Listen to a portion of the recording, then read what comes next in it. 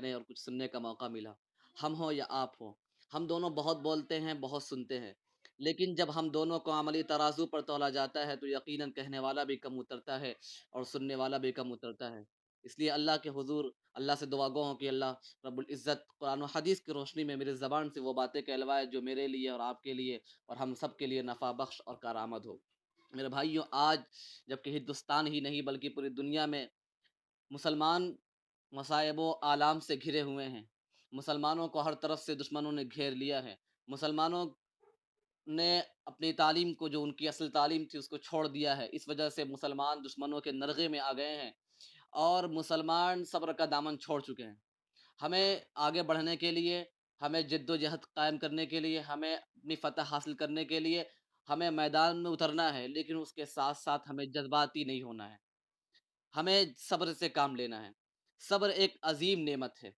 اگر ہمارے اندر صبر نہ ہو تو ہماری دعوت اور ہمارا کام اور ہماری تبلیغ پائے تکمیل کو نہیں پہنچ سکتی۔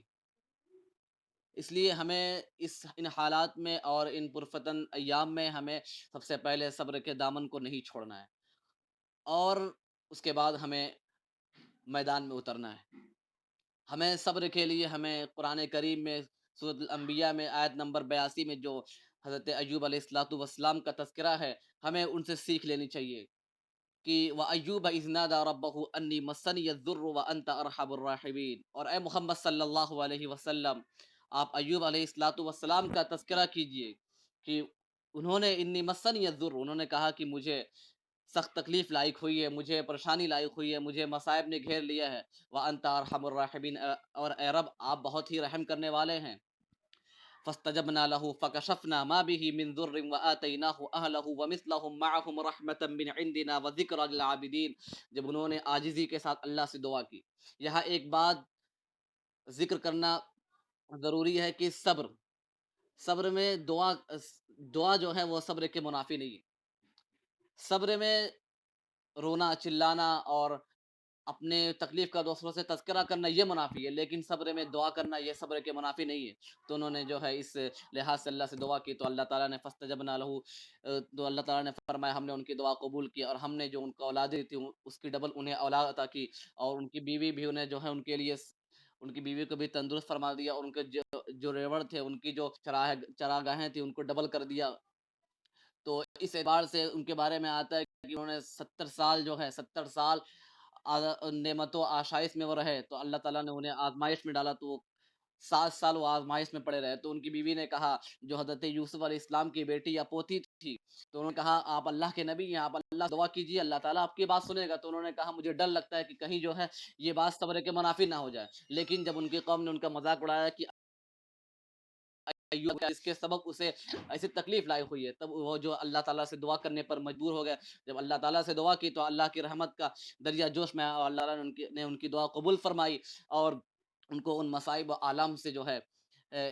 ان کو دور فرما دیا۔ جیسے حدیث میں بھی آتا ہے کہ مومن کے لیے اگر پریشانی ہے تو اگر وہ صبر کرتا ہے تو اس کے لیے خیر ہے، اور اگر نعمت میں ہے اور شکر ادا کرتا ہے تو وہ بھی اس کے لیے بہتر ہے، جیسا کہ حدیث میں آتا ہے وعن ابی یحییٰ صہیب بن سنان رضی اللہ تعالی عنہ قال قال رسول اللہ صلی اللہ علیہ وسلم عجبا لامر المؤمن ان امره كله له خیر وليس ذلك لاحد الا للمؤمن ان اصابته سرا شکر فکان خیرا له وان اصابته ضرا صبر فکان خیرا له، رواہ مسلم۔ ابو یحییٰ صہیب بن سنان رضی اللہ تعالی عنہ سے مروی ہے، انہوں نے فرمایا کہ نبی صلی اللہ علیہ وسلم نے فرمایا مومن کا معاملہ بہت مومن کا معاملہ بہت ہی تعجب خیز ہے، بہت ہی پسندیدہ ہے کہ اس کا ہر معاملہ خیر ہے، اور یہ چیز صرف مومن کے ساتھ خاص ہے کہ اگر اس کو کوئی آشائش کوئی نعمت پہنچتی ہے تو وہ اس پر اللہ کا شکر ادا کرتا ہے اور اپنی زبان کو شکر ادا کرنے کے لیے جو ہے جاری کرتا ہے، تو یہ بھی اس کے لیے خیر ہوتا ہے۔ اور اگر کوئی پریشانی کوئی مصیبت کوئی تکلیف آ پڑتی ہے تو اس میں اللہ کہ حضور جو ہے وہ صبر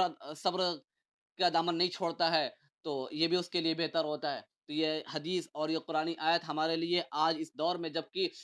تمام قوتیں تمام صلیبی اور یہودی قوتیں اور باطل تمام قوتیں اکٹھا ہو گئی ہیں اور ہمیں ختم کرنے پر تلی ہوئی ہیں، جہاں ہم میدان عمل میں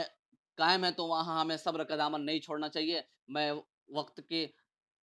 لحاظ سے اپنی باتوں کو ختم کرنا چاہتا ہوں۔ وآخر دعوانا الحمد للہ رب العالمین۔ एक आध सुनाओ फिर।